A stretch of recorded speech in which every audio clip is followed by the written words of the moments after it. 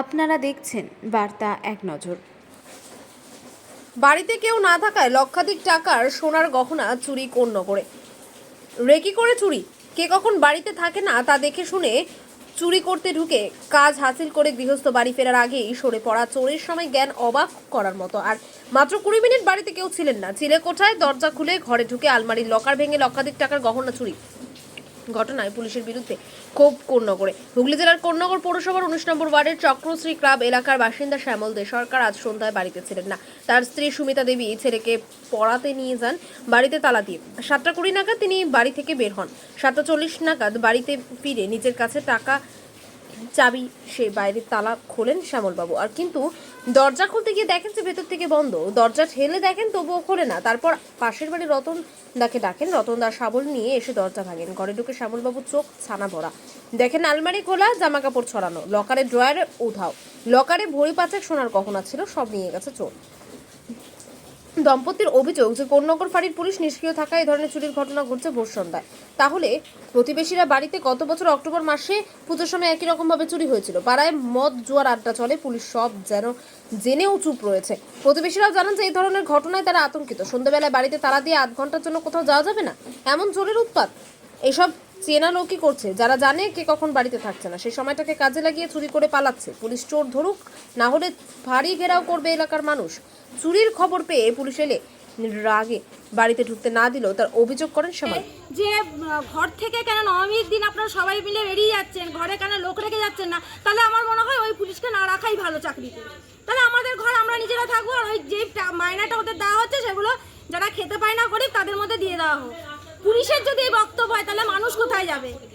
নবমীর দিন চুরি হলো, 6 মাসের মধ্যে আবার চুরি হলো, কি হচ্ছে আর কি হচ্ছে?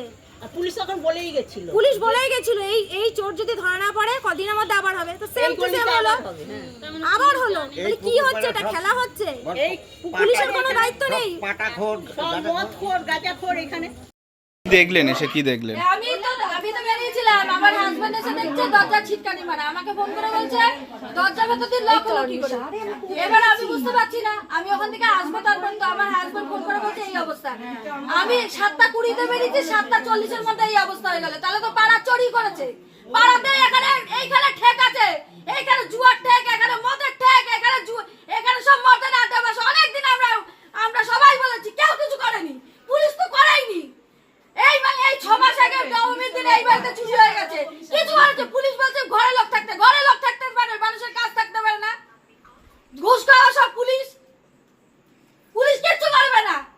সব বাড়িতে তাহলে কি লোক রেখে আমরা বাইরে বেরোবো? আমাদের কাজকর্ম থাকতে পারে না। 20 মিনিটের মধ্যে আমার সর্বস্ব শেষ করে নিয়ে চলে গেল। আজকে কি কি খোয়া গেছে আপনার? আমার যা যা ছিল সর্বস্ব, আমার গয়না, আমার ঝাড় বালা, গলা বাঁধানো, শাখা বাঁধানো, 4-5টা কানের দুল, আমার মেয়ের চেন, আমার মেয়ের হাতের বালা সব ছিল। কত ভরি হবে তবু সোনা? 5-6 ভরি বেশি হবে। ঠিক আছে, রাখছি। সর্বস্ব আমার ওখানে ছিল। কি নাম আপনার? আমার নাম সুমিতা দে সরকার। আপনার বাড়িতেও তো হয়েছিল? আমার বাড়িতে অক্টোবর মাসে পুজোর সময় হয়েছে। এখনো পর্যন্ত কোনো কিছু না। আমরা এই রবিবার দিনে থানা থেকে ঘুরে এসেছি, কোনো আওয়াজই নেই, কোনো কিছু নেই, সব ভাঙা চাপা পড়া। কি বলছিল পুলিশ তখন? কি বলেছিল? দেখবো এই তো এছাড়া আর কি। আর উল্টে আরো রং দেখে, রং খোঁজে। আপনারা এই পার্টি করেন, ওই পার্টি করেন আপনারা, তাহলে তো আপনাদের বাড়িতে হবে। আজে বাজে লোকরা আসে আপনাদের বাড়িতে, এই সমস্ত আনাপ সানাপ কথাবার্তা। কোন পার্টি বলে? ওসব বাদ দিন, ওসব খুঁজে আর আপনাদের ঘোড়ার ডিম করবেন আপনারা, আর ওরাও পুলিশরাও ঘোড়ার ডিম করবে। কিছু মনে করবে না, আরে যা হয় বুঝতে পারছেন তো। এখন তাহলে আপনার কি চাইছেন? এখন বারবার এরকম পাড়ার মধ্যে চুরি হচ্ছে। পুলিশ কিছু করো, মানুষের মতো দাঁড়িয়ে আছে কেন? আমরা কার কাছে যাবো? আমরা সত্যি কথা ঘেরাও করব। কার কাছে যাবো বলুন? আমরা এই সবাই খুব বিরক্ত